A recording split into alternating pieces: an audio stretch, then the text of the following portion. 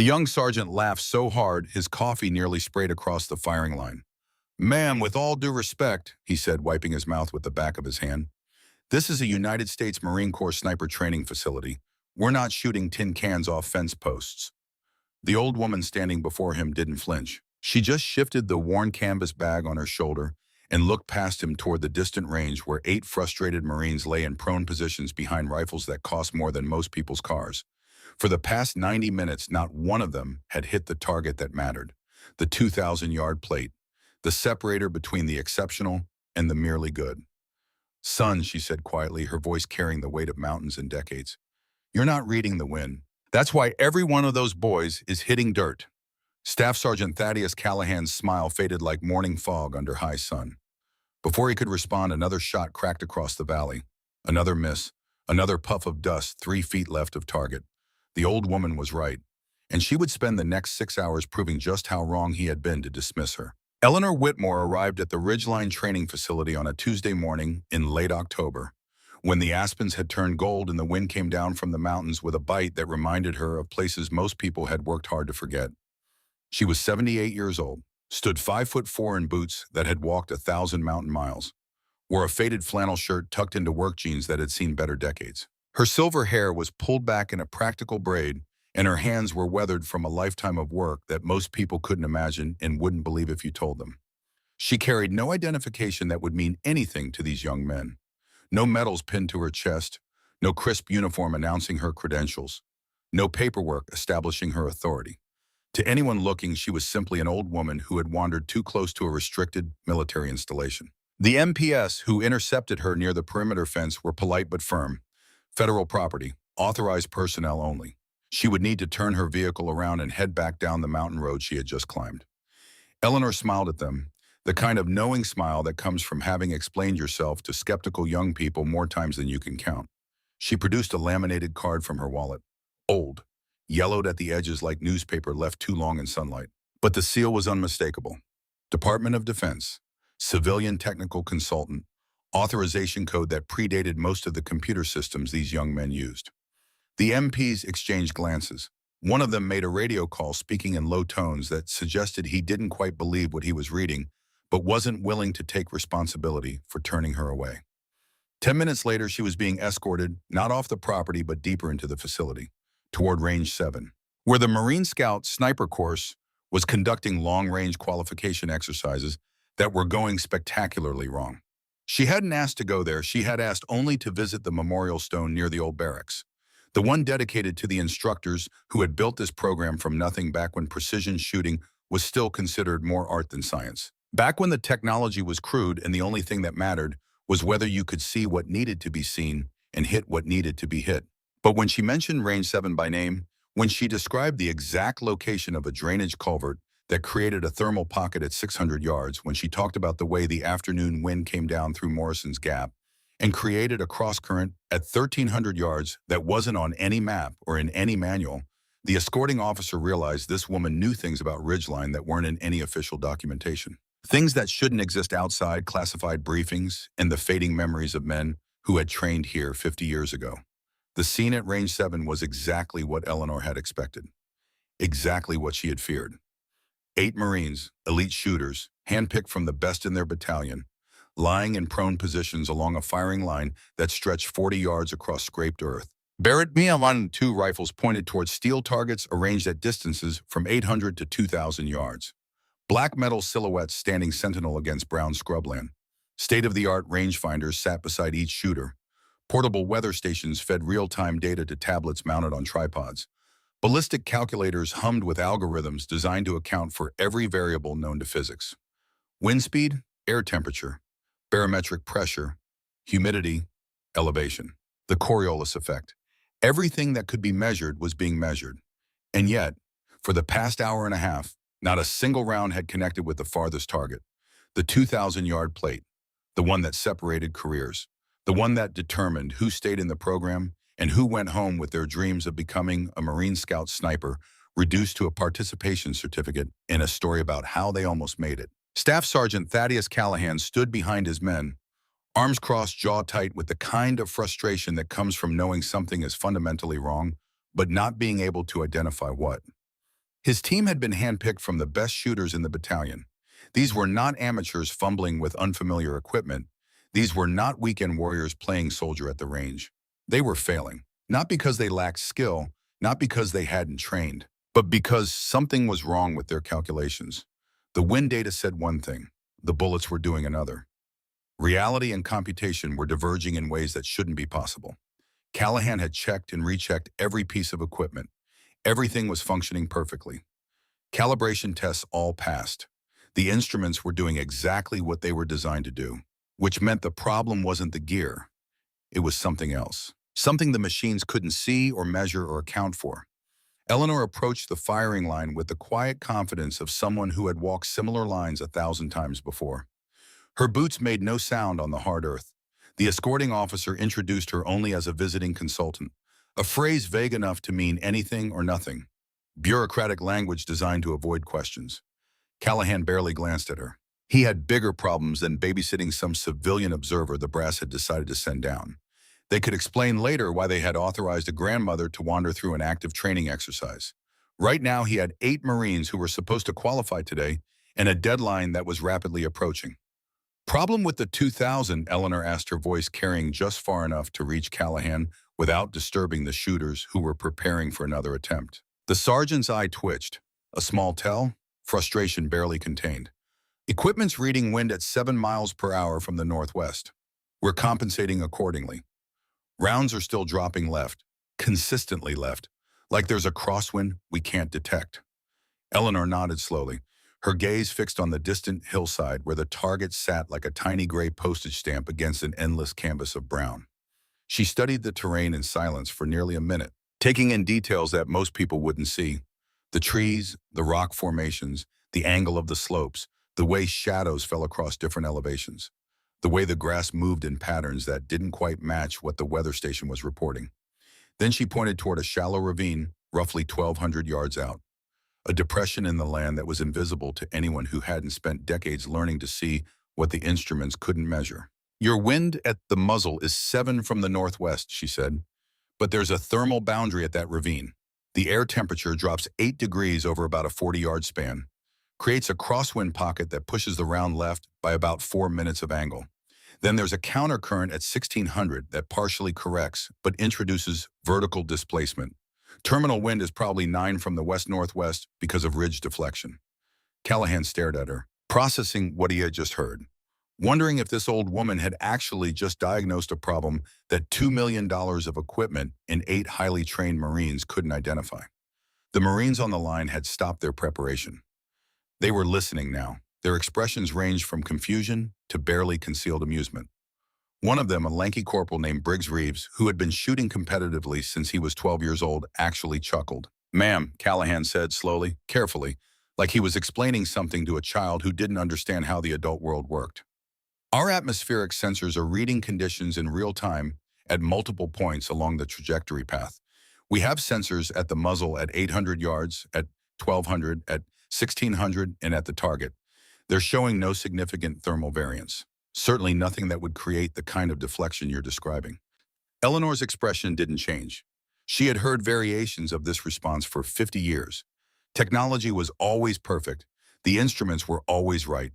The old ways were always obsolete, until the moment when the bullets kept missing and someone had to admit that maybe, just maybe, there was more to the world than what could be measured and calculated.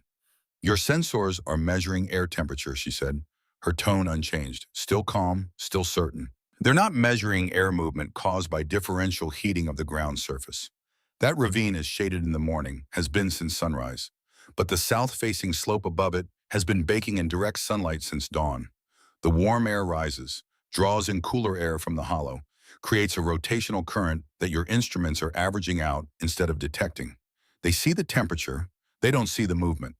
She looked at Corporal Reeves, who was still smirking. Who was thinking this was going to be a funny story to tell later? About the old lady who showed up and tried to lecture Marine snipers about wind. "How many rounds have you put down range at the 2000 today, Corporal?" He straightened slightly, some small part of his Marine training recognizing that he was being directly addressed and should respond with appropriate military bearing. 14, ma'am." "And how many hits?"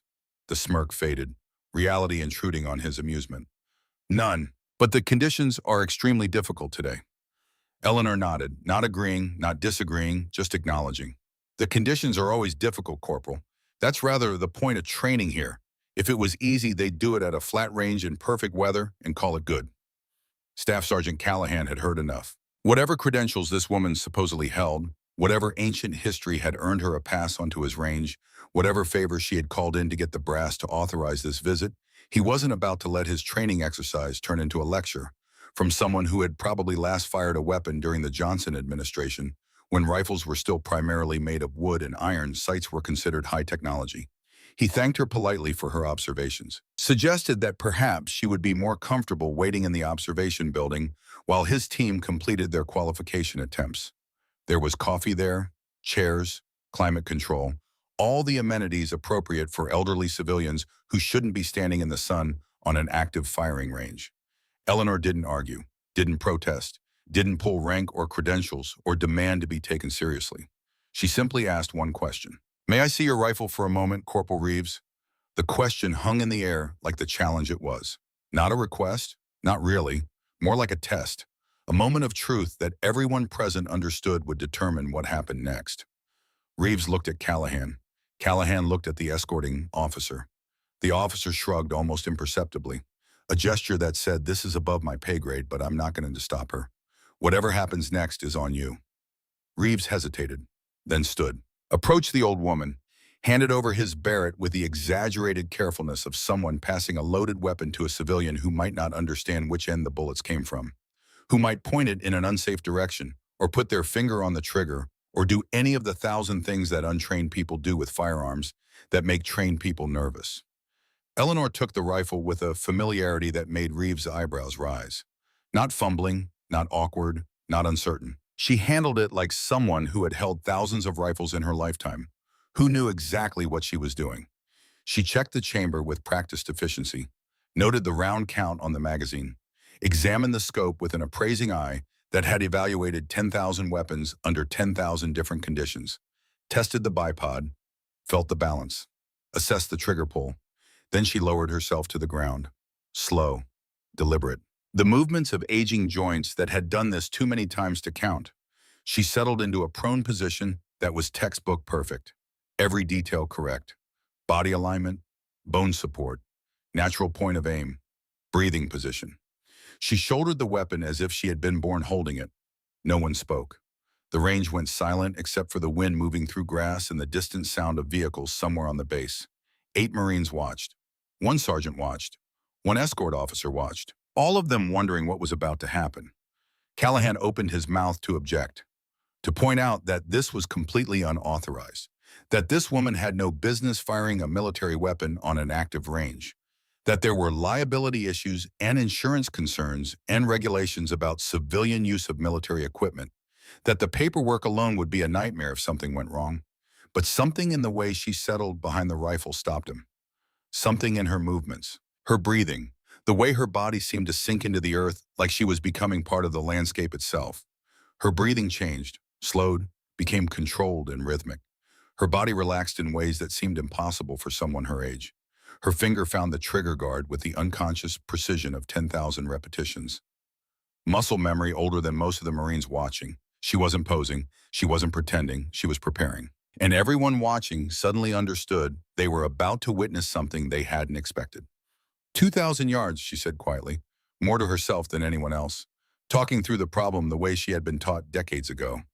Steel plate, third from the left, wind 7 at the muzzle, thermal crosswind at 1200. Correction factor 4, MOA left plus 2 MOA elevation through the boundary. Counter current at 1600 reduces to 1.5 miles OA with -2 vertical. Terminal wind approximately 9 from the west-northwest due to ridge deflection. She was silent for 5 seconds, then 10, then 15. Building the picture in her mind, seeing the invisible currents, feeling the story the wind was telling. The Marines watched, some confused, wondering what she was doing, some skeptical, certain this was about to be embarrassing. 1 or 2 beginning to understand that they were witnessing something outside their normal experience. Something from an era when men learned to shoot not from computers and algorithms, but from other men who had learned from the mountains themselves. Eleanor's finger moved from the trigger guard to the trigger. Her breathing stopped at the natural pause between exhale and inhale, the moment of perfect stillness that every precision shooter learns to find. And in that stillness between heartbeats, she fired. The report cracked across the valley like the hand of God striking stone. Sharp, definitive, final. Every eye followed the trajectory they couldn't see, waiting for the distant clang of steel or the puff of dirt that would mark a knowledge miss. Another failure, another data point proving that 2,000 yards in these conditions was beyond what was currently achievable. For what felt like an eternity, there was nothing. Just the echo bouncing off distant rock faces and fading into the mountains. Just the wind continuing its eternal movement across grass and stone. Then, impossibly, beautifully, the clear, bright ring of metal on metal rolled back across 2,000 yards of mountain air. A hit, a dead center hit, as they would later confirm through the spotting scope. The plate was still swinging from the impact, still vibrating with the kinetic energy of a .50 caliber round that had traveled for 3 full seconds before finding its mark. No one moved. No one breathed. The moment suspended in time like a photograph, like something that would be remembered and retold and eventually become the kind of story that people half believed because it seemed too perfect to be true. Corporal Reeves' mouth hung open like a landed trout. Private Jameson Caldwell, who had been certain this was going to be a disaster, felt his understanding of what was possible shift fundamentally. Sergeant Kyle Thatcher, 31 years old with 2 combat tours and a chest full of ribbons, realized he was watching something he had only heard about in stories. Staff Sergeant Thaddeus Callahan felt his understanding of the world shift slightly on its axis, making room for something he hadn't believed possible, making space for the reality that this 78-year-old woman in a flannel shirt had just done something that 8 elite Marine snipers with $2 million of equipment couldn't do. Eleanor chambered another round without looking at them, her movement smooth, practiced, the muscle memory of a lifetime compressed into 3 seconds of motion, the mechanical precision of someone who had performed this action so many times it was as natural as breathing. "Would you like me to do it again?" she said, her voice mild, almost grandmotherly, as if she had just offered to bake cookies rather than shatter everything these elite marksmen thought they knew about their craft. "Or shall we discuss thermal wind reading?" It came out as a question, but everyone understood it was nothing of the sort. Callahan found his voice. It came out rougher than he intended, almost accusatory, but he had to know. "Who are you, Bone?" This wasn't luck. This wasn't a fluke shot by some hobbyist who had gotten absurdly fortunate. This wasn't beginner's luck or divine intervention or any of the explanations that might make sense of what he had just witnessed. This was mastery. This was a level of skill he had only heard about in stories, the kind told late at night in sniper school about legends from another era. Men who could see wind like other people see color. Who could calculate trajectories in their heads faster than computers could process the algorithms? Who could put rounds on target at distances that shouldn't be possible with the equipment they had? Except this wasn't a man. This was a 78-year-old woman in a flannel shirt who had just done something that defied every assumption he had made about her. Eleanor rose from the prone position, slower than she had descended, the cost of age showing in her movements for the first time. Joints that had done this too many times over too many decades. She handed the rifle back to Reeves, who took it like it was suddenly sacred, like it had been transformed by what had just happened. "My name is Eleanor Whitmore," she said. "But in 1968, when I was 22 years old, and this facility was nothing but a few tents and a lot of ambitious young men who didn't know what they didn't know, they called me Wind Reader." She paused, watching the recognition dawn on Callahan's face like sunrise over mountains. "I was the first woman to qualify as an instructor for the Marine Corps Scout Sniper program. They wouldn't let me wear the uniform officially, of course. Women didn't do such things back then, but they let me teach. Because I could see things in the wind that their instruments couldn't measure, and because I could shoot." Callahan knew the name. Every sniper who had ever passed through this facility knew the name, though most assumed it belonged to a man, or to a myth. Some combination of both that had been embellished over 50 years of retelling until no one knew where the truth ended and the legend began. Wind Reader had trained 3 generations of Marine marksmen during the formative years of the program when everything was new and nothing was proven. Wind Reader had written the manual sections on environmental factors that were still quoted in advanced courses, still taught, still considered foundational despite being 5 decades old. Wind Reader had reportedly once made a 2,300-yard shot in Vietnam to eliminate an enemy officer who was directing mortar fire on American positions. A shot that was technically impossible according to the ballistics of the era, according to the capabilities of the equipment available, according to everything that was known about what rifles could do and what human beings could calculate. And yet the shot had been made, and it had saved an estimated 400 lives. The story was taught to every sniper class as an example of what human intuition could achieve beyond the limits of technology, as proof that sometimes the old ways still had value, as a reminder that mastery meant knowing when to trust the instruments and when to trust yourself. Callahan had always assumed it was embellished, a teaching parable rather than history. The kind of story instructors told to make a point about environmental awareness and trusting your instincts when the data didn't make sense. Useful, inspirational, but not necessarily true. He looked at Eleanor Whitmore, at her weathered hands that had held rifles before he was born, at her silver braid and quiet eyes and the complete absence of need to prove anything further, and realized he was standing before living history. A legend who had been forgotten by a military that had never quite known what to do with her. A woman who had shaped the traditions he lived by, who had written words he had memorized, who had saved lives he would never know about, and who was still at 78 years old a better shooter than anyone on this range. The rest of that afternoon unfolded like a masterclass in humility. Eleanor didn't lecture. She didn't condescend. She didn't make anyone feel small for not knowing what she knew. She simply walked each of the 8 Marines through what she saw when she looked downrange, what she felt in the way the air moved, what she heard in the subtle variations of wind through different terrain features, what she understood about the landscape as a living system rather than a static obstacle course for their bullets. She taught them to see.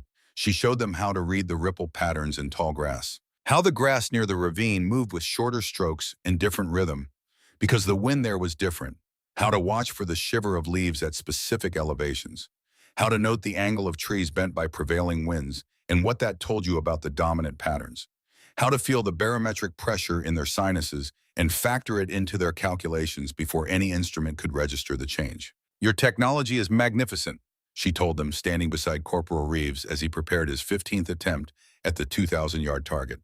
"But it measures what it can measure. The wind is not a number. The wind is a story. It has a beginning and a middle and an end. It comes from somewhere. It's going somewhere. It interacts with terrain and temperature and 1,000 other factors.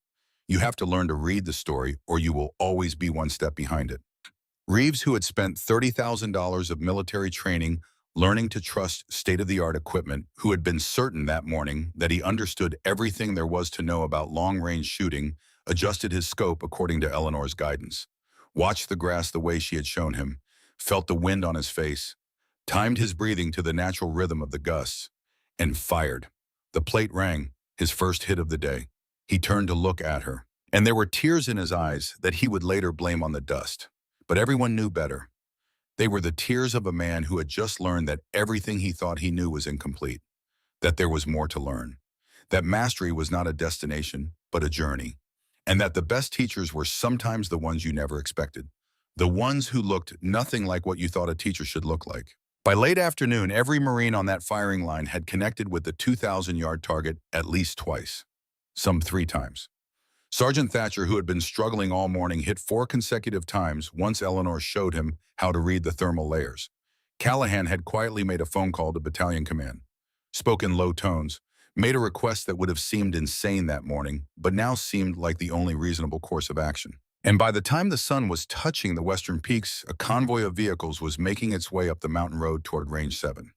Word had spread with the speed that only military gossip can achieve. Through radio channels and text messages and phone calls between Marines who shared a bond stronger than most civilian friendships. The wind reader was alive. The wind reader was at Ridgeline, and she was teaching again. The commanding officer of the base arrived just as Eleanor was demonstrating the proper way to construct a wind chart using nothing but observation and memory. No instruments, no digital aids, just eyes and experience and the accumulated wisdom of 60 years spent learning to see what the wind was doing. Colonel Patricia Blackwell was 46 years old, had served 3 combat tours in Iraq and Afghanistan, was one of the highest-ranking female officers in Marine Corps history, and had grown up hearing stories about the women who had carved paths before her, the ones who had served without recognition, without medals, without even the dignity of official acknowledgement, the ones whose contributions had been classified or forgotten or deliberately erased by a system that wasn't ready to admit that women could do these things. She had written her master's thesis at the Naval War College on unofficial female contributions to military effectiveness in the 20th century. 140 pages of meticulously researched history about women who had served in ways that weren't supposed to be possible.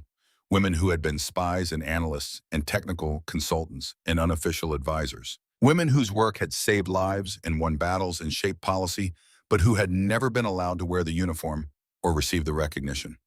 Eleanor Whitmore had been Chapter 4. The colonel stopped at the edge of the firing line and simply stood at attention, not saying anything, not interrupting, just standing there in full acknowledgement of what she was witnessing. Callahan and his Marines following her example did the same, 8 men and 1 woman, standing straight and silent before an elderly civilian in a flannel shirt who had never officially worn their uniform, but who had shaped their traditions in ways they were only beginning to understand.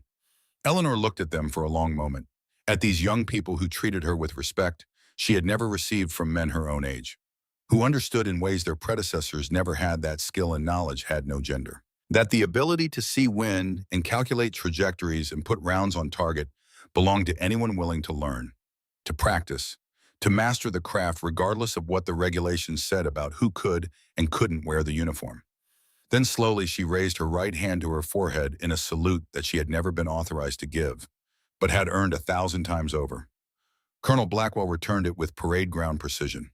"Ma'am," she said, her voice steady despite the emotion in her eyes.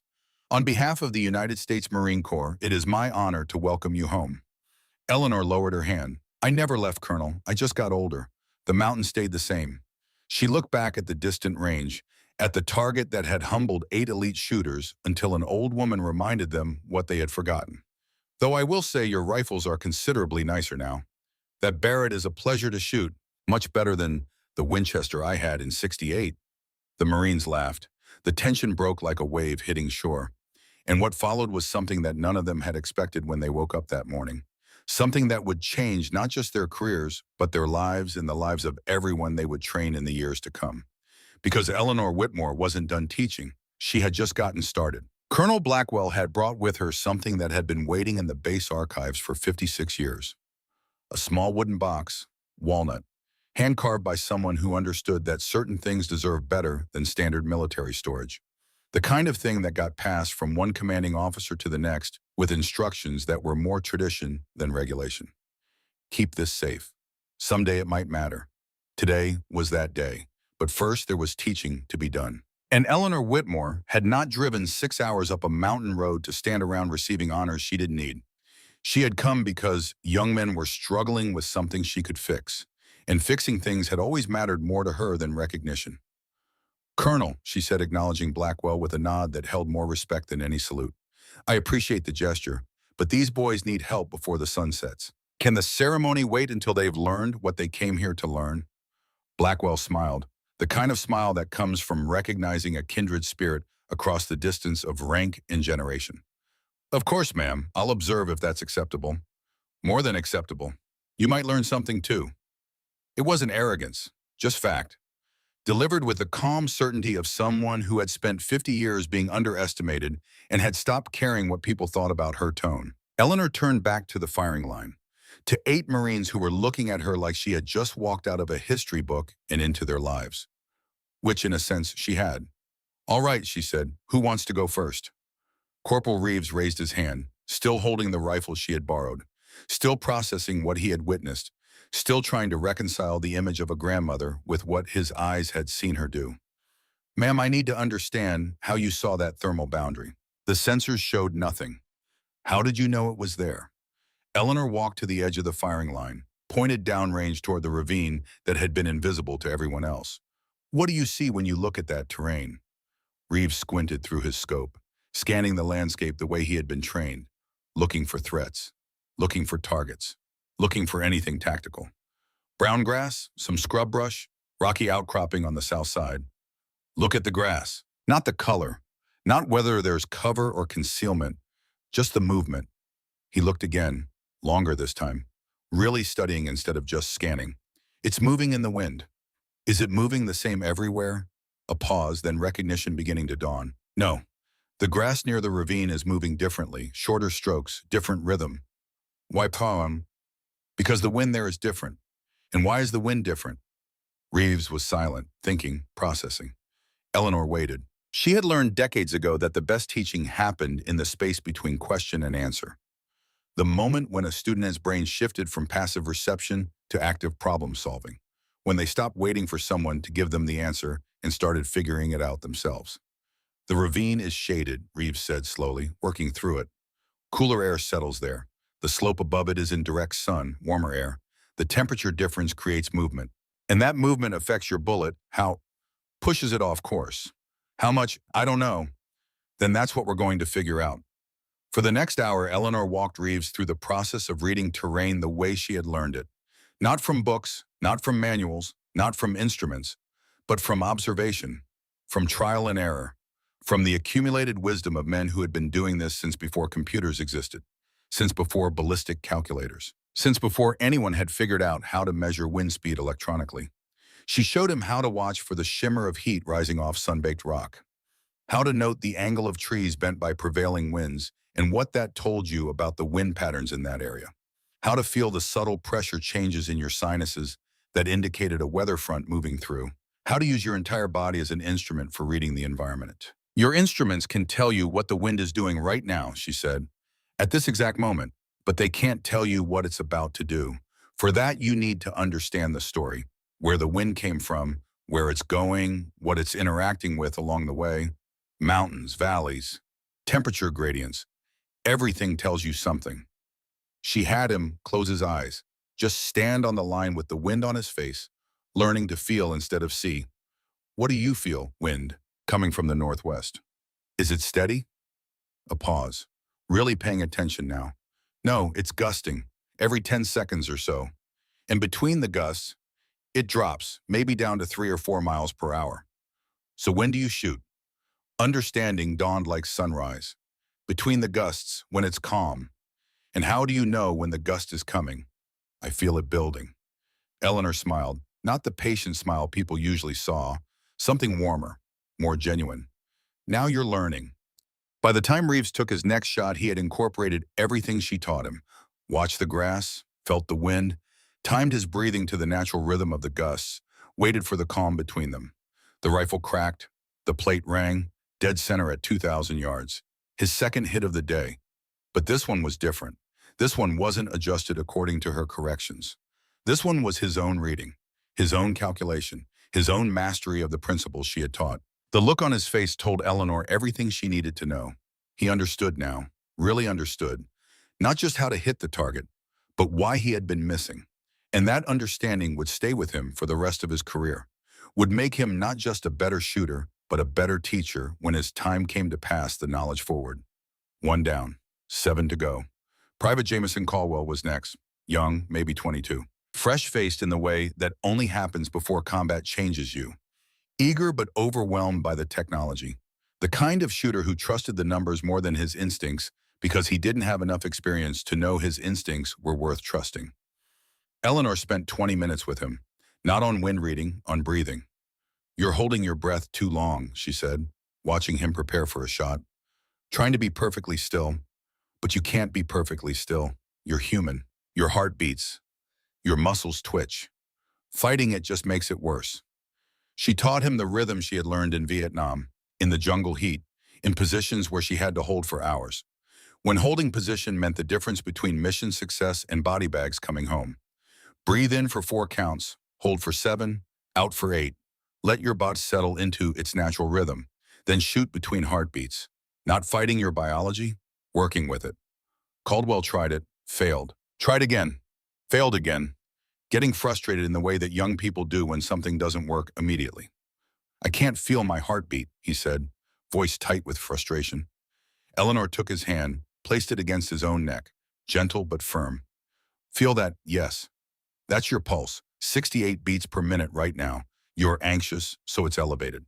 When you calm down, it'll drop to maybe 60. That's when you shoot. When your body is calm enough that you can work with it instead of against it. She had him practice for 10 minutes. Just breathing. Just feeling his pulse. No rifle. No target. No pressure. Just the fundamental mechanics of being human and understanding how to control what could be controlled and accept what couldn't. When he finally took the shot, it was different. Smoother. More natural. like he had stopped fighting himself. The round hit 6 inches left of center. Not perfect, but closer than anything he had done all day. Again, Eleanor said. He breathed, felt his pulse, waited for the moment between beats. Fired. 4 inches left. Again. 2 inches. Again. Center mass. Caldwell exhaled like he had been holding his breath for years. Maybe he had. Ma'am, I don't know how to thank you. Don't thank me. Thank the next person you teach. Pass it forward. That's how this works. Knowledge isn't something you keep. It's something you give away. Staff Sergeant Callahan watched from behind the line. Watched this 78-year-old woman take apart everything his Marines thought they knew and rebuild it into something stronger. Something that would last. Something that would survive beyond the current generation and become part of the institutional knowledge. He had been teaching snipers for 12 years, had put hundreds of Marines through qualification, prided himself on his methods, his results, his understanding of the craft. He was good at what he did. He knew he was good, and in 3 hours this woman had shown him how much he still had to learn. It was humbling and necessary, and exactly what he needed even if he hadn't known it that morning. When Eleanor finally took a break, Callahan approached her with 2 bottles of water and a question he had been working up the courage to ask. Ma'am, the shot in Vietnam, the 2,300-yarder that saved the platoon, is that real? Eleanor took the water, drank half of it in one long pull, 78 years old and still dehydrating herself in the mountain sun because there was work to be done, and she had never been good at pacing herself when lives were at stake. You want the story or the truth? I want whatever you're willing to tell me. She looked at him for a long moment, measuring, deciding how much to share with this man who had dismissed her that morning but had proven capable of learning, of changing, of admitting when he was wrong. Then she nodded toward a bench near the observation building. They sat, the mountains stretched out before them, the same mountains she had looked at as a young woman. When the world was different, when she was different, when the things she had done were classified and would remain classified until everyone who remembered was dead. November 1968, she said, her voice taking on a different quality. The tone of someone remembering things she had tried to forget. Hill 881 South, Khe Sanh area.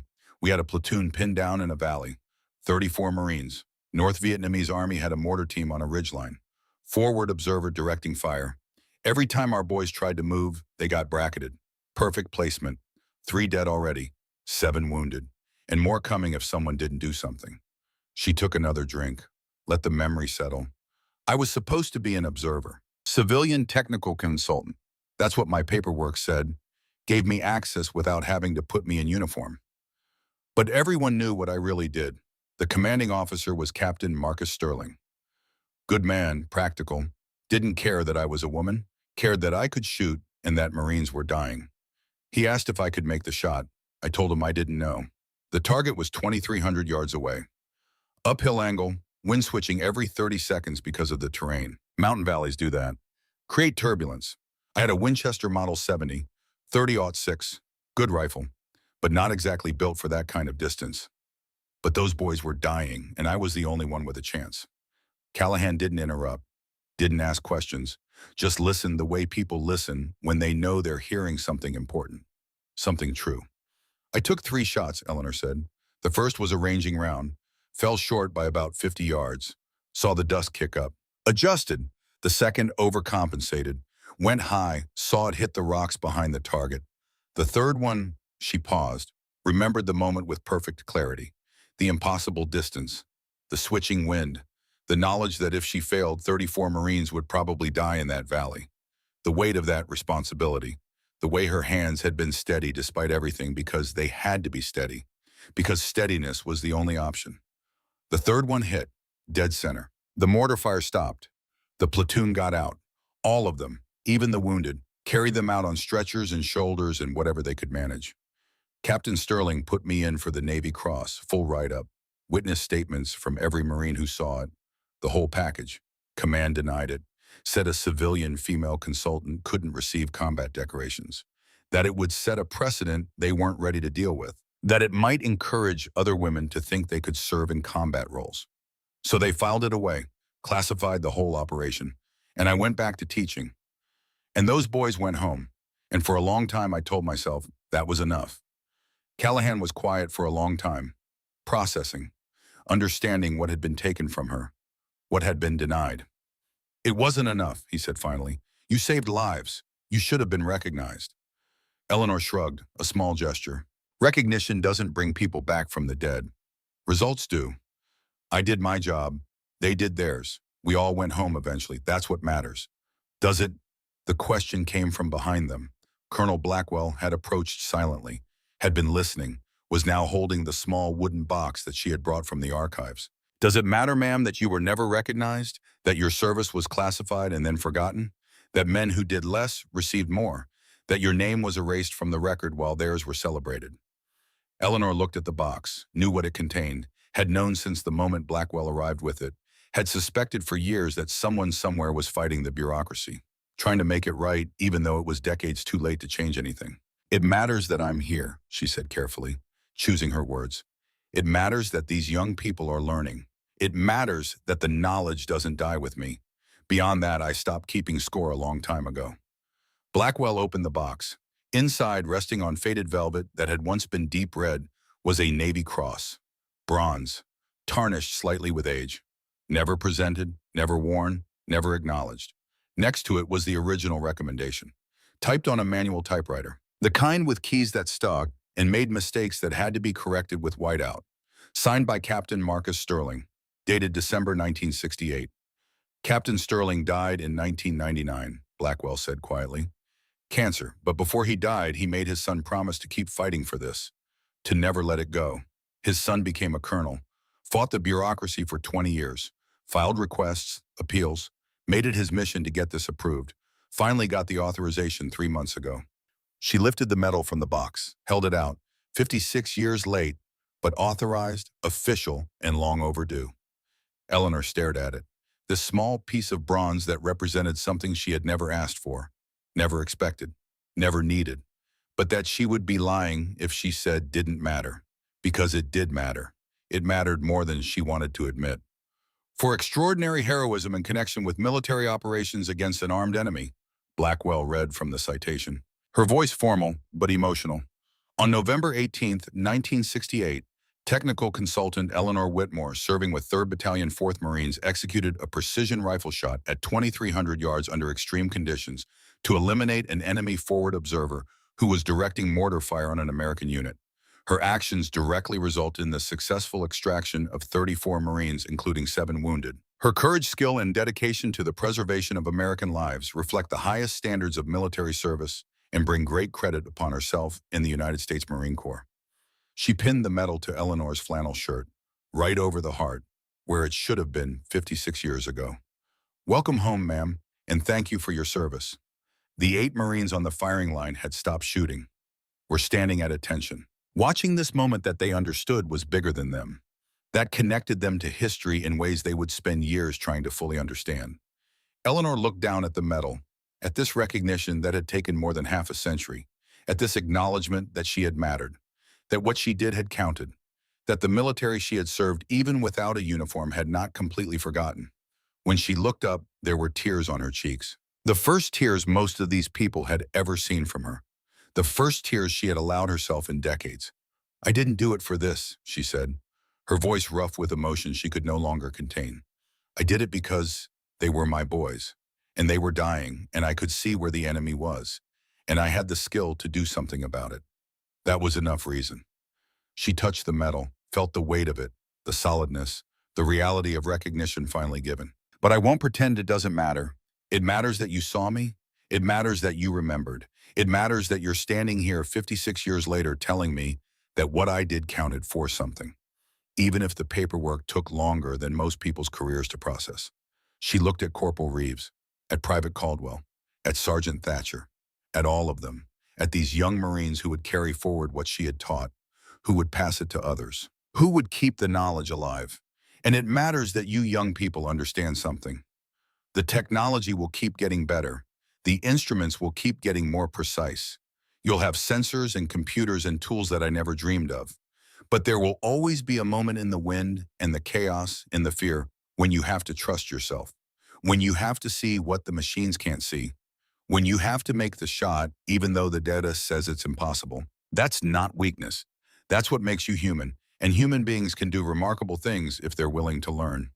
The sun was getting low, casting long shadows across the range, turning the mountains gold and crimson in the way that only happens in October, when the light comes through air that's been chilled by altitude and time. Eleanor stood, the metal catching the light, glinting like a promise finally kept. "All right," she said, wiping her eyes. "Getting back to business because there was still work to be done. We've got maybe 2 hours of good light left. Who else needs help?" Because that's who she was, who she had always been. Someone who did the work that needed doing, who taught what needed teaching, who saved who needed saving. Recognition was nice, but it had never been the point. The point was standing right in front of her. 8 Marines who would be better shooters tomorrow than they were today. Who would teach others? Who would pass the knowledge forward? Who would save lives because of what they learned here? That was legacy. That was what mattered. The rest was just bronze and paperwork. The sun touched the western peaks as Eleanor Whitmore finished her work with the last Marine on the line. Sergeant Kyle Thatcher, 31 years old, 2 tours in Afghanistan, Fallujah and Helmand Province. A solid shooter who had been overthinking every variable until his natural talent was buried under layers of data and doubt and the weight of trying to be perfect. She had spent 40 minutes with him, not teaching him anything new, just helping him remember what his body already knew, what his training had already taught him, what was buried under the anxiety of qualification and the pressure of proving himself. "You're fighting yourself," she had told him, watching him set up for another attempt, seeing the tension in his shoulders, the way he was gripping the rifle too tight. All that training, all those hours on the range, your muscles know what to do. Your mind just needs to get out of the way and let them do it. She had him shoot with his eyes closed, just feeling the rifle, feeling the wind, trusting his instincts and the muscle memory built over thousands of rounds. When he opened his eyes and took the real shot, the plate rang like a church bell. Clear, perfect, centered. His face told the whole story. Relief, understanding. The kind of breakthrough that only comes when you stop trying so hard and start trusting what you know. "Ma'am," he said, "I've been shooting for 15 years. How did I forget something so basic?" "You didn't forget," Eleanor said. "You just got convinced that the new way was the only way. That technology replaced judgment instead of supplementing it. Technology is a tool, not a replacement. Use both. Trust both. But when it comes down to the moment of truth, trust yourself first." She looked at the 8 Marines gathered around her now, the sun behind her, the mountains going purple with evening shadow. This moment that would stay with them longer than any qualification score or official commendation. This afternoon when an old woman had reminded them what they had forgotten. "Your instructors are good men," she said. "They've taught you well, but they grew up in a different era. Everything digital, everything measured, everything calculated. They trust the machines because the machines have never let them down. And that's fine. That works most of the time. But I grew up in an era when we had to read the wind because we didn't have anything else. No sensors, no computers, no ballistic calculators. Just eyes and experience and the willingness to learn from failure. And I'm here to tell you that both ways work. The best shooter is the one who can use both, who can read the data and read the terrain, who can trust the instruments and trust their gut, who can integrate old wisdom with new tools." She picked up her canvas bag. The Navy Cross, still pinned to her flannel shirt, caught the fading light. A reminder, not just of what she had done, but of what had finally been acknowledged, of recognition delayed but not denied. "You boys did good work today. Better than good. You learned something that most people never figure out. That mastery isn't about choosing one way or another. It's about integration, about being complete, about having every tool and knowing when to use each one." Staff Sergeant Callahan stepped forward, the day's lessons written on his face. Everything he had learned, everything he had been wrong about, everything that would change about how he taught going forward. "Ma'am," he said, his voice carrying genuine respect now, the skepticism of the morning gone completely. "I owe you an apology." Eleanor looked at him, quiet, waiting. "This morning when you arrived, when you tried to help, I dismissed you, didn't take you seriously, nearly sent you away. If the escort officer hadn't been there, I probably would have." "I know," Eleanor said simply. "I was wrong and I'm sorry." She nodded, not the patient smile this time. Something deeper, more thoughtful. "Sergeant, I've been underestimated my entire life. By better men than you, by worse men than you, by men who should have known better and men who had no way of knowing. It used to make me angry. Then it made me sad. Now, she shrugged. Now I just prove them wrong and move on. She looked him in the eye, held his gaze with the directness of someone who had nothing left to prove. But you did something important today. You listened. When you realized you were wrong, you didn't protect your ego. You didn't double down. You didn't make excuses. You learned. That's what separates good leaders from failed ones. The willingness to be wrong, to adapt, to grow. She patted his shoulder, the gesture of a teacher to a student, or maybe just one human being to another. Take care of these Marines. They're good people. They just needed reminding that wisdom doesn't come only from computers, that there's value in the old ways, that integration is strength. She started toward her truck, the ancient Ford waiting in the parking area, still running despite its age, like her. But Callahan had one more question, the question that had been burning in his mind since that first impossible shot. Ma'am, the 2,000-yard target, first try, dead center. That wasn't luck, was it? Eleanor stopped, turned back, the mountains framing her like a painting, like something eternal. Sergeant, I've been shooting for 60 years, 500,000 rounds downrange, thousands of students taught, hundreds of lives saved, manuals written that are still being used, missions completed that are still classified. She let that sink in, let him really think about what she was saying. After all that, after everything I've done and learned and mastered, do you really think I would come to this range? Take that rifle from your corporal and pull that trigger if I thought it was going to be luck. Callahan felt heat rise to his face, embarrassed by the question now. Of course it wasn't luck. Stupid to even ask.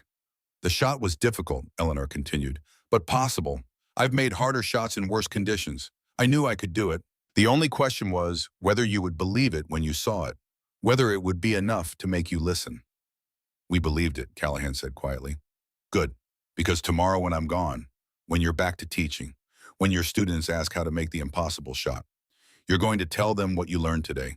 You're going to teach them to read the wind, to integrate observation with calculation. And they're going to believe you because you witnessed it, because you know it can be done. She climbed into her truck. The engine coughed twice before catching. Still reliable after all these years. 2,000 yards is possible, Sergeant. 2,300 is possible if you know what you're doing. The only thing that makes a shot impossible is believing it can't be done. The truck pulled away, dust rising in the evening light, taillights disappearing down the mountain road. Colonel Blackwell stood beside Callahan, both of them watching until the truck was gone. She just changed at everything, Blackwell said quietly. Yes, ma'am. I want environmental reading drills added to curriculum immediately. I want the Wind Reader Manual sections elevated in importance. I want every instructor on this base briefed on what happened today, and I want her invited back as often as she's willing to come. Callahan nodded, already planning, already thinking about implementation, about how to institutionalize what he had learned. Yes, ma'am. What about the 2,000-yard qualification? We still have Marines who haven't passed. Blackwell looked at the distant target, barely visible now in the gathering dusk. They'll pass, because now they know it can be done. That's half the battle right there. And the other half, practice, patience, humility, which as of today, they have in abundance. 3 months later, a package arrived at Eleanor Whitmore's cabin. She was on her porch, morning coffee in hand. The mountains spread before her like they had been every morning for 50 years. Constant, reliable, true in a way that people rarely were. The aspens had lost their gold now. Winter coming, snow on the peaks, the eternal cycle continuing as it always had. The package was thick, heavy, official Marine Corps markings on the outside. Inside was a letter from Colonel Blackwell, typed on official letterhead. Formal in structure, but the message underneath the military language was clear and personal. The sniper qualification scores at Ridgeline had improved 18% since Eleanor's visit. The dropout rate for environmental reading coursework had fallen to near zero. Marines who once treated wind estimation as a checkbox exercise were now competing to develop the most accurate observational techniques, sharing methods, teaching each other, building on what Eleanor had started. More than that, the philosophy had spread. Other bases had heard. Camp Lejeune, Quantico, the Scout Sniper School at Camp Pendleton, Marine Corps Mountain Warfare Training Center. They all wanted to know about the 78-year-old woman who had reminded a generation that technology was a tool, not a replacement for skill and judgment. Could she visit? Could she teach? Could she share what she knew before it was lost? Eleanor set down the letter, picked up her coffee, looked at the mountains that had been her constant companions through everything, through the years when no one wanted her, through the decades when everyone forgot her, through the silence and the waiting and the wondering if any of it had mattered. Now they were asking her to teach again. She was 78 years old. Her joints hurt more than they used to. Her back ached after long days. The travel would be hard. She had done her service, given what she could give, earned the right to rest, but there was more to give, more to teach, more Marines who needed to learn what she knew. And she wasn't done yet. She called Colonel Blackwell that afternoon. "Colonel, this is Eleanor Whitmore. I received your letter." "Ma'am, thank you for calling back. We were hoping you might consider, when do you need me at Pendleton?" A pause, then relief flooding through the phone line. "Whenever you're available, ma'am, we can work around your schedule." "Next month. But I have conditions." "Name them." "They have to want to learn, really learn, not just humor the old woman and then ignore everything I say the moment I leave." "Ma'am, after what happened at Ridgeline, I guarantee they'll want to learn." "Good, because I'm not getting younger, and there's too much knowledge in this old head to let it die with me."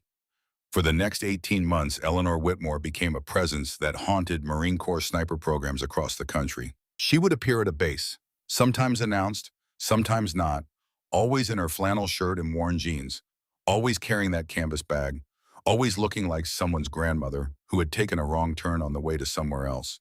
And always, she would transform the way people thought about shooting. At Pendleton, she taught a class of 47 Marines, showed them how to read Mirage, how to use it to gauge wind speed at distance, something their instruments couldn't do effectively, something that required human eyes and human judgment and the willingness to trust what you saw. By the end of the week, qualification scores had jumped 22%. At Quantico, she spent 3 days with instructor Cadre, teaching them how to teach, how to balance technology with observation, how to develop instinct alongside calculation, how to build Marines who could think and adapt instead of just following procedures. One Master Sergeant, 23 years of service, multiple combat tours, told her it was the most valuable training he had received in his entire career. At Lejeune, she worked with a young female Marine who was struggling, who felt the weight of being one of the first women in the program, who was terrified of failing, of proving the doubters right, of confirming what some people still believed about women in combat roles.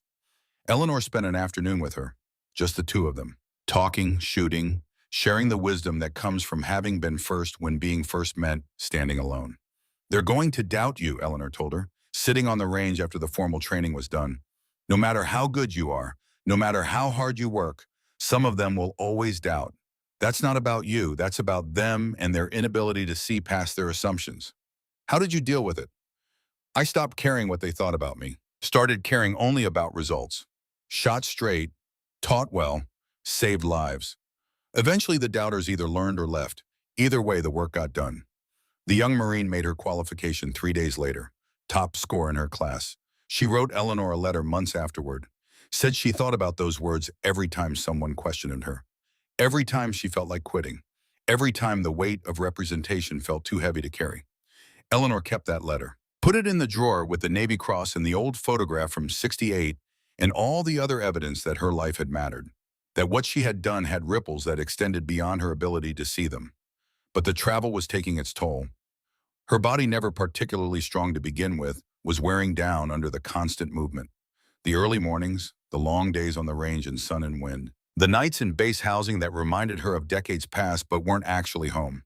After 18 months, she told Colonel Blackwell she needed to stop. "Just for a while," she said, "until I catch my breath."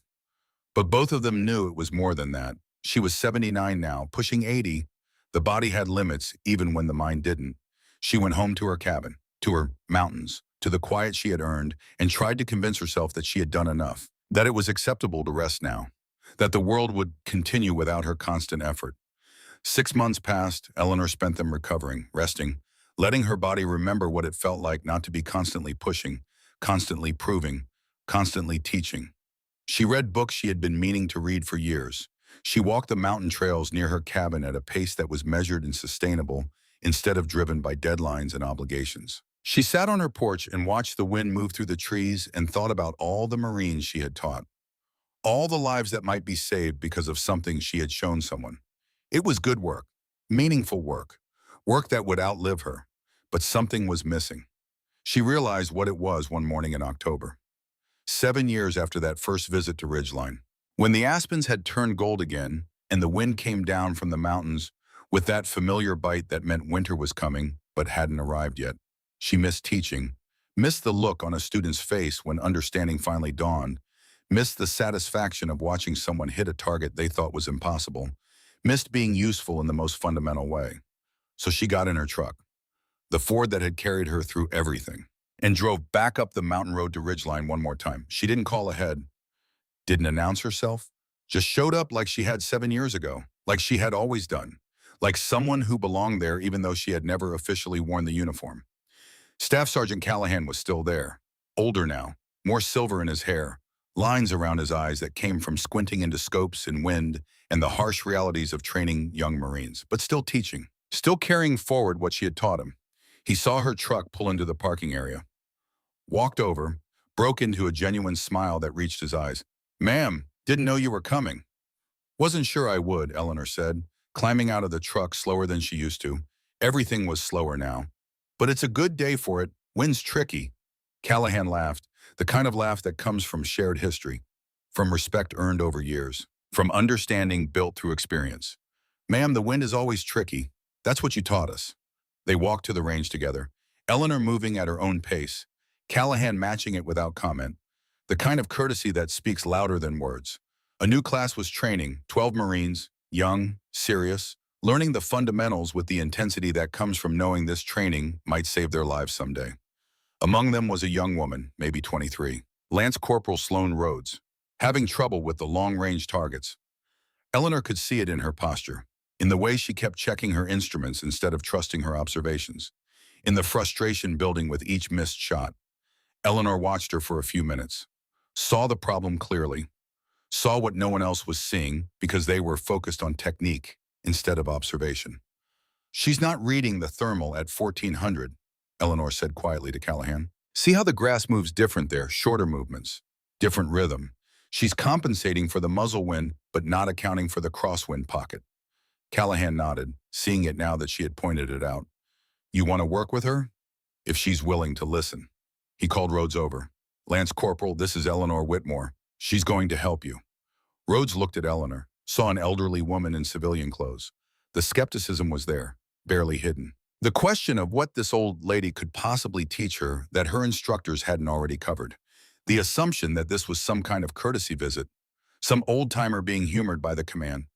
Eleanor had seen that look 1,000 times, in 1,000 different faces. She didn't take it personally anymore. Didn't feel the need to prove herself before being asked. Just waited for the opportunity to teach. "Lance Corporal," she said, her voice gentle but firm. "What do you see at 1,400 yards?" Rhodes looked through her scope, the professional scan of someone who had been trained well. "Target, brown terrain, some brush, rocky outcropping." "Look at the grass." Rhodes adjusted her focus, really looking now instead of just scanning. "It's moving in the wind." "How is it moving?" A pause. Concentration deepening. Different than the grass closer in, shorter movements, different direction. Wire, Rhodes thought, processed, tried to remember what she had been taught about environmental factors. Temperature difference, thermal boundary, creates localized wind variation. Eleanor nodded. Good, the foundation was there, just needed to be applied. "And that wind affects your bullet how?" "Pushes it off course." "So what do you do, compensate for it?" "Show me." Rhodes made the adjustments, calculated the correction, settled into position. Eleanor watched, saw the concentration, the focus. The moment when the Marine stopped overthinking and started trusting. The shot cracked across the valley. The plate rang, Rhodes's first hit at that distance all day. The young woman turned, eyes wide, not quite believing. "How did you know?" 65 years of watching wind, Lance Corporal. You'll get there if you keep at it. Just keep watching, keep learning, keep trusting what you see instead of only what the instruments tell you. Eleanor stayed for 2 hours, helped 6 more Marines. Watch them break through their barriers. Watch them learn. Watch the knowledge being passed forward one more time. Then she told Callahan she needed something. Her tone different, more serious. "I need to borrow a rifle," she said. Callahan frowned slightly, concerned. "Ma'am, you don't have to prove anything. Everyone here knows who you are, what you've done. I'm not proving anything to them, Eleanor interrupted, her voice quiet but firm. I'm proving something to myself. She walked to the firing line, to the position she had occupied 7 years ago, when she had made that first shot that changed everything. That brought her back from obscurity. That reminded the world she had existed. Callahan brought her a Barrett, the same model she had used before, helped her settle into position. The rifle was heavy, heavier than she remembered. Or maybe she was just weaker. Probably both. The Marines had stopped training. Were watching. Word had spread quickly who she was, what she had done. The legend made flesh standing before them. Eleanor didn't care about the audience. This wasn't for them. This was for her. One last time, one last shot, to prove to herself that she still could. That age hadn't taken everything. That somewhere under the aching joints and tired muscles and the accumulating years was still the woman who had made impossible shots and saved hundreds of lives. She settled behind the rifle. Let her body remember. Let the decades of muscle memory take over. Let everything else fade away until there was only her and the rifle and the target and the wind telling its eternal story. The wind was gusting, 8 to 12 miles per hour, northwest with variations, with that same thermal pocket at 1,200 yards that had been there 7 years ago. That would probably be there 7 years from now. That was as much a feature of this landscape as the mountains themselves. She didn't use the instruments, didn't need to. She could feel the wind, read it in the grass, in the trees, in the way the air moved against her skin, in sensations that couldn't be measured or calculated, but were nonetheless real. 2,000 yards, the same target that had defeated 8 Marines that first day. She calculated in her head, windage, elevation, the crosswind pocket, the countercurrent, the terminal deflection from the ridge, all the variables coming together into a solution that existed more as feeling than mathematics. Her breathing slowed, her heart rate dropped. Everything else faded away until there was only the shot, only this moment, only this one last proof that she was still who she had always been. She fired. The report echoed across the valley, sharp, clean, final. Everyone waited, breath held, time suspended in that eternal moment between action and result. Then the ring of metal on metal, clear, beautiful, perfect, dead center, at 85 years old, with aching joints and fading eyesight and a body that had every right to fail her. She had made the shot. The Marines erupted, cheering, applauding, celebrating what they had just witnessed. But Eleanor barely heard them. She was somewhere else, somewhere between memory and present, between past and future, between the young woman she had been and the old woman she had become. She chambered another round, not to shoot, just to feel the mechanism one more time, the smooth action, the precision engineering, the weight of the rifle, the satisfaction of knowing she could still do it. Then she safed the weapon, handed it back to Callahan with hands that were steady despite everything. "Thank you," she said simply. Callahan looked at her, understanding in his eyes, understanding that this was more than just a shot. "Ma'am, that was incredible." "No," Eleanor said, her voice quiet, certain. "That was goodbye."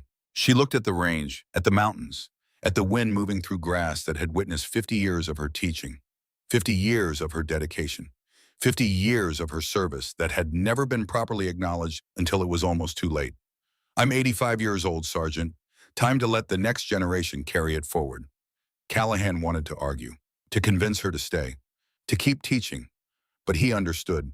Some things had their time, some stories had their ending. And this was hers. Eleanor walked back to her truck, slower than she had come, but with her head high, with the satisfaction of knowing she had done everything she came to do, everything she was capable of doing. She drove down the mountain road for the last time, watching in her rear-view mirror as the range disappeared behind curves and distance, as the place that had defined so much of her life faded into memory. She made it home as the sun was setting, the same cabin, the same porch, the same mountains that had been her constant companions through everything. She sat in her chair, coffee long cold, watching the aspens turn gold in the fading light. 85 years old, no family, no children, no conventional legacy in that sense. Just knowledge passed to thousands.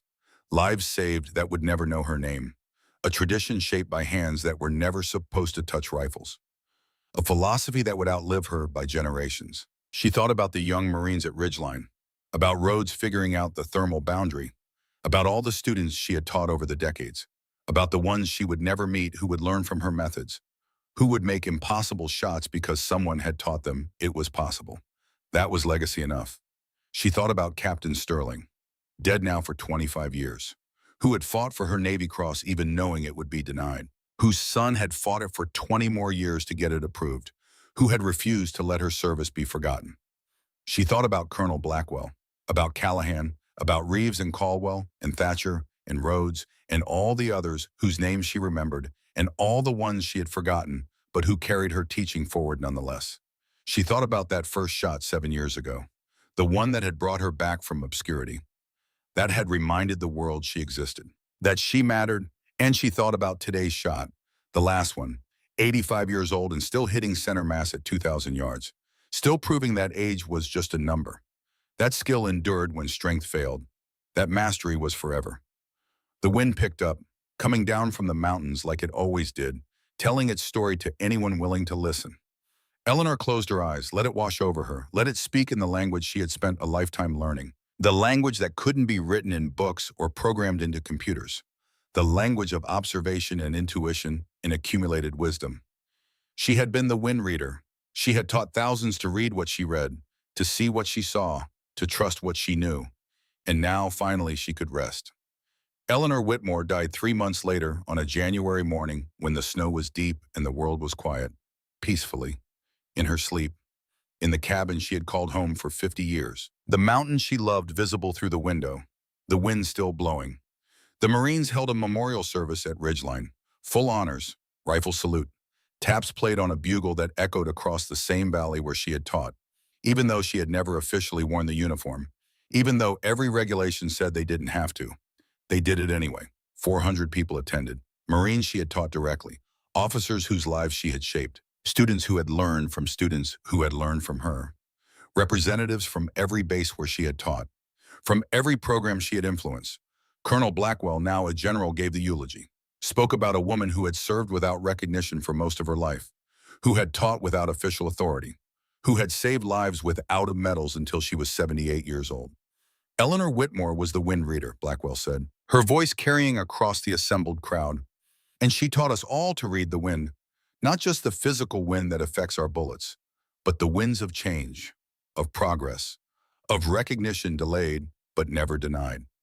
She proved that excellence has no gender, that skill has no age limit, that mastery has no expiration date, that the best teachers are often the ones we almost overlook, the ones who don't look like what we expect, who don't fit our preconceptions, who force us to expand our understanding of what's possible. She reminded us that legacy isn't what we receive, it's what we pass forward. It's not the medals we wear, but the knowledge we share. It's not the recognition we get, but the lives we touch. And she showed us that it's never too late. Not too late to be recognized, not too late to teach, not too late to matter, not too late to change the world one student at a time. They buried her in the small cemetery overlooking Range 7, within sight of where she had made that first impossible shot, within earshot of the rifles that still fired every day, within reach of the wind that would blow forever across those mountains.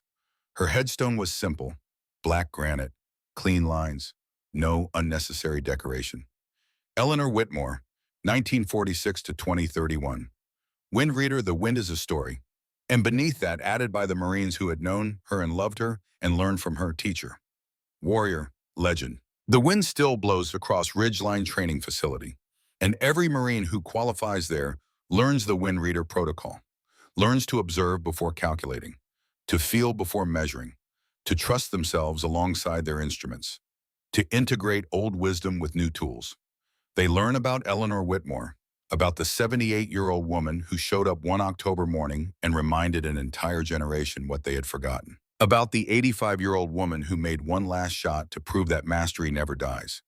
They learn that the impossible is possible, that age is just a number, that gender is irrelevant to skill, that the greatest ability is knowing when to trust the machines and when to trust yourself. Some of them make the pilgrimage to her grave, leave stones in the old tradition, leave notes thanking her for what she taught, leave flowers that wilt quickly in the mountain wind, but whose gesture matters nonetheless. The wind moves through the grass around her headstone, telling its eternal story, the same story it told to a young woman in 1968, The same story it told to an old woman in 2024. The same story it will tell forever to anyone willing to listen. And somewhere in that wind, if you listen carefully enough, you can still hear her voice. Patient, kind, certain, unbreakable. Teaching us all to read what cannot be measured, to see what cannot be calculated, to trust what cannot be proven except through the doing, to believe in ourselves when everyone else doubts, to pass forward what we've learned so the knowledge never dies. The Wind is a story, and Eleanor Whitmore taught us how to read it. Her legacy lives not in monuments or medals, but in every Marine who reads the grass before checking the instruments. In every impossible shot made because someone believed it was possible. In every student who becomes a teacher. In every piece of wisdom passed forward from one generation to the next. The wind is still blowing, and we are still learning to read it.